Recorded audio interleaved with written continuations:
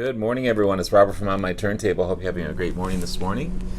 It's Wednesday morning. It's a coffee kind of morning. So, I'm going to attempt to review this album here. Newest release from Deep Purple, Whoosh. I hope I do it justice. I know a lot of people have it right now, and I'll do my best to show this. It's an amazing album. I love this. I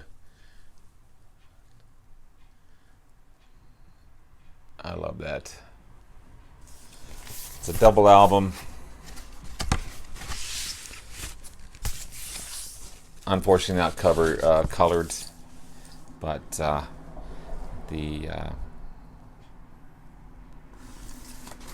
albums sound great, well packaged.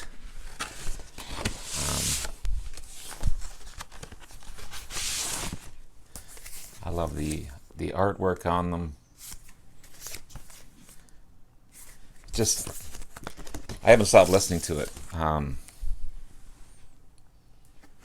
It's just so good. Anytime I have the chance to listen, I have it on Spotify, of course, and I'm listening to it quite often as I don't want to wear out the album. But for a bunch of guys in their mid-70s, I guess, that have been around for a long time, they're just so tight, so good, so good. What impressed me also is the DVD you get with this. So the first half of the DVD is a conversation between Roger Glover, the bass player, and Bob Ezrin, great producer who's produced their last 3 albums. And just how they interact between each other, how they talk up on how each song was made and how it came about. It's just such a cool, I wouldn't even call it an interview, just a conversation between two guys. And then the second half of the video is the live performance at Hellfest 2017. Hellfest in France. And just how tight these guys are. And the crowd was just right into them. It's just remarkable. So this is worth the price of the album here, just this DVD. I wish I could play music from it. I'm not going to even attempt to. It just ain't going to happen. Because you know what YouTube is like. But Whoosh. Great title, by the way, as well. It's a 21st studio album by one of my favorite bands, other than the Beatles. Released in August of this year, 2020. Some of it was actually recorded in Toronto, which I didn't realize until I was reading up on it, at Noble Street Studios. And, of course, produced by another great Canadian, Bob Ezrin, from Toronto itself. He's a Canadian producer and keyboardist who's worked with such people as Lou Reed, Alice Cooper, Kiss, Pink Floyd, Peter Gabriel, Andre Bocelli, and the Deftones. So no slouch. He's worked on their last 3 albums. 2013's Now What, which I've yet to get. I also want to get Perpendicular too. It's such a great album. Anyway, I'm digressing. Infinite, which I have. I love Infinite. In some ways, it's a rockier album than this one.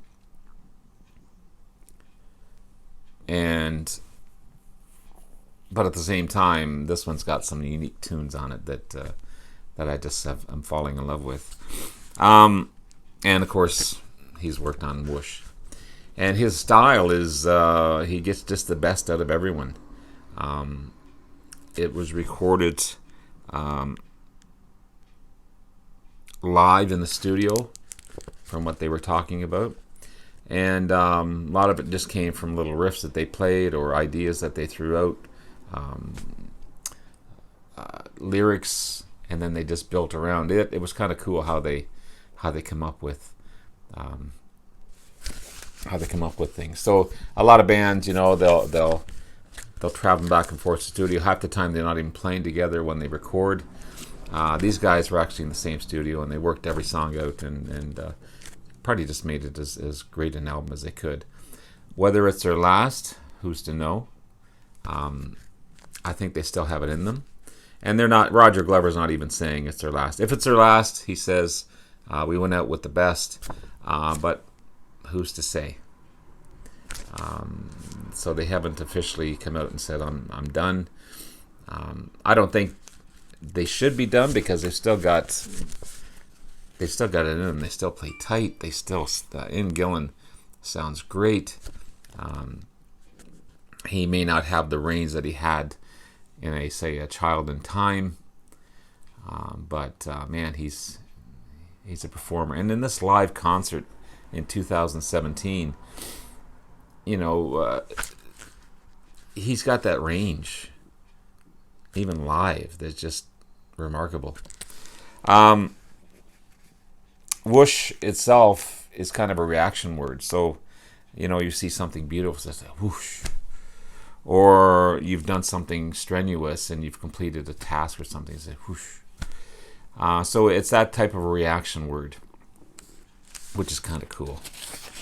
Unique title for an album. The tracks are shorter. There's only a couple of tracks that are over 5 minutes long. But they've been written to their fullest and played to their fullest. According to the video segment with Roger Glover and Bob Ezrin, as I mentioned, the album was recorded live, with many of them one takes. That's just how good they are. So as I said, some of them maybe started out as little riffs, or they heard something and then they were just whatever. He was playing a little bit of bass run, and next thing you know, there's a song built around that. Or Ian Gillan throws out a lyric, a song's built around that. That's just a sign of professionalism. That's just a sign of a band that's gelled and worked together for so many years. Lineup, of course, includes the great Ian Gillan. On vocals, Steve Morse, highly underrated guitarist and amazing guitarist. They actually had to hold him back a little bit. He just wants to go wild. Now, they talked about him. I don't know if he's got some type of injury or illness that limits his playing, but he played through it. And I've got to research on that. I apologize. I didn't research more on that part. But him on guitar, of course, famous for being the Dixie Dregs, but he's been with Deep Purple for, 25, 30 years now, so he's part of Deep Purple. Roger Glover, of course, on bass. Amazing, Deep Purple, Rainbow. The only original member, Ian Pace, and what a beast of a player. He was right there from the beginning, and still going strong. And the great Don Airy on keyboards, who's filled in with for John Lord in such a great way. Amazing player, remarkable player. And the interplay between him and Steve Morse was just awesome. They just seem to kind of outplay each other. They try to, I don't know if it's a thing or not, but they seem to try to better one of each other in such a great way. And it just adds to the song and adds to the album. It's a wonderful, well-produced album. If you're looking for in rock or Machine Head or Fireball, you're not going to find it. The range is just not there with Gillan. He's not going to be screaming Child in Time and reaching those high notes. I mean, the man's 74, I think he is. still in great shape, still vocally strong, but you're not going to hear A Child in Time on these ones, or anything heavy like Smoke on the Water or Speed King.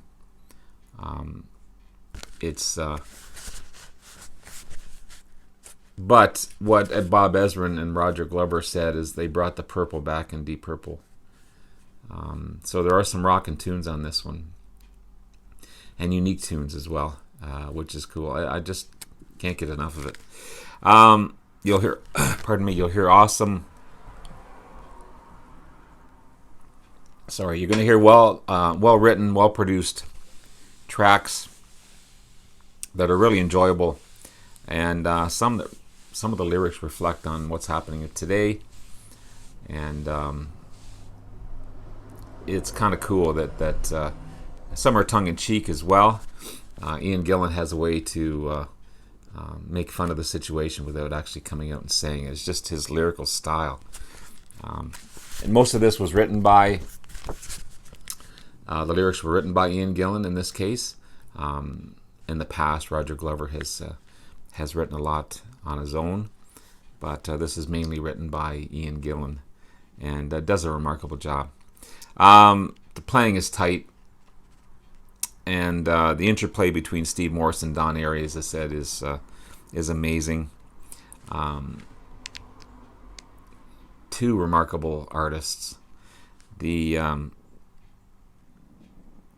as I said earlier, they had to hold back Steve Morse in some ways because he's a beast on the guitar. He just wants to be faster and faster and faster, and they had to hold him back a little bit on this one. As I said earlier, Ian Gillan's lyrics are relevant of the events of today, and also some tongue-in-cheek. He makes fun of some of the situations. I'm not going to go through each track. There's 13 tracks on the album, and I love every one of them. There's only one that I'm not big on, and I'll explain that in just a second. But right from the start, start off with "Throw My Bones." It's a rockin' tune, great rhythm between Morse and Airey, and the chorus is. He's basically, what else do I need? He says, all I've got is what I need, and that's enough as far as I can see. He doesn't need anything else. People, this is a me society. Everyone wants everything yesterday. He says, what more do I need? I got everything that I need. But just the rhythm of the song, and it's so great. And that part of that lyric is, all I got is what I need. And that's enough as far as I can see. He says he could have more, but why? We're All the Same in the Dark is kind of going back to the Deep Purple sound. Great opening riffs by Morse and Airey. Ian Gillan sounds really good, and the rhythm of Roger Glover and Ian Pace is tight. Pace is such a good drummer. He really is. That concert in France, he never stopped. And they set it up so there was not really much of a break between the first few songs. And he just never stopped. He was a beast. And I use beast a lot because these guys are amazing. They're just remarkable. One of my favorites on the album is Nothing at All. Kind of a different sound for them, but it starts off with an Airey interplay between Steve Morse and Don Airey, and almost a bouncy, feel-good song, and it gives me kind of images of Ian Gillan back in the day, like 1500s or whatever, sitting in an old pub, the big fur coat on, the skin, sitting against the back of the wall, fire flickering, and he's telling a story about not a care in the world, and kind of a whatever happens happens attitude. And it's just that's just the way the song goes through. It's really catchy and not Deep Purple whatsoever, but I can't stop listening to the track. It's so good. And again, I wish I could play the damn thing, but I can't. They were all the same in the dark. Again, a great track. They do an instrumental on "And the Address." It's a cover of off the original album Shades of Deep Purple back in 1968. Ian Pace was the original drummer on that one as well. And of course he drums on this one. So from 1968 to 2020. And Morris gives homage to the song. He also gives homage to Ritchie Blackmore, the original lead on this one. Does a great job. And keyboards on this one are remarkable. Again, kind of a Don Airey's homage to John Lord, the great keyboardist, who we lost not too long ago, a few years ago now, I guess. No Need to Shout, another big sounding rocker, and kind of their stadium rock song. Step by Step, it's kind of dramatic sounding song. Great organ intro on that one. Love the rhythm of the song. Kind of off key, but in a good way. And just the harmonies in that song are cool. The only track is that I'm not big on is What Is What. What the What. And they use What the What because they couldn't use the F word. Because nothing rhymed with it. So, WTF. This is What the What. But it's kind of I'm not big on that song. It's a good song, but it's kind of a bar band type of sound for them, and it just doesn't suit Deep Purple in my opinion. There may be others that love it, but to me, it's the least favorite track on the album. The Power of the Moon, proggy song, and so cool. And Man Alive, another proggy song, starts off slow and then slowly builds into this rockin' tune. Heavy organ, synth sounds all the way through it as well. Awesome. And the video that comes with that is because when you play it on Spotify, you get this video of this spaceman with a big space helmet, and it's just a cool track. So again, I hope I'm doing homage to this great album. It's really good by these 70-some in age musicians. It's tight, it's catchy, it rocks. It's got prog elements to it. It's got some humor in it. The lyrics are catchy and tongue-in-cheek in some ways. Plenty of guitar and keyboard, intermittent mixtures. Great rhythm by Glover and Pace. Of course, Ian Gillan sounds remarkable. Great singer. He really is. I hope it's not their last. Infinite, I really loved. I want to get a couple of their newer tracks as well. Their newer albums as well. And I think it's like wine; they get better with age. It's different than their original stuff. So if you're looking for their original stuff, you're not going to find it. But I wouldn't expect to have found their original stuff in these later albums. I'm going to give this one a 9 out of 10, simply because of that What the What song. And some people may disagree. Some people may rate it higher. Some people may rate it lower. Everyone has their own opinion. That's cool. But to me, it's a great sounding album. I can't get enough of it. I listen to it daily.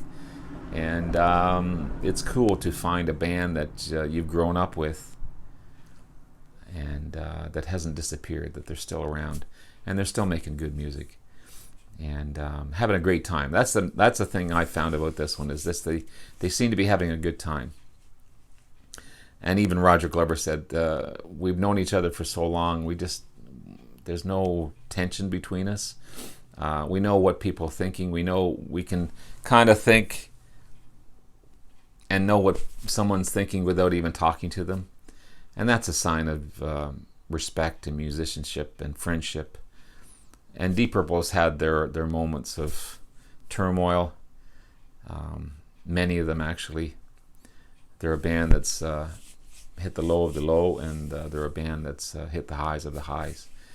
Yeah, but they're still around, and I hope they're around for much longer. So hopefully you've enjoyed my review.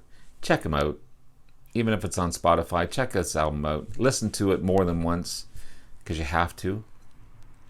And I hope you enjoy. Anyway, take care. Bye-bye now.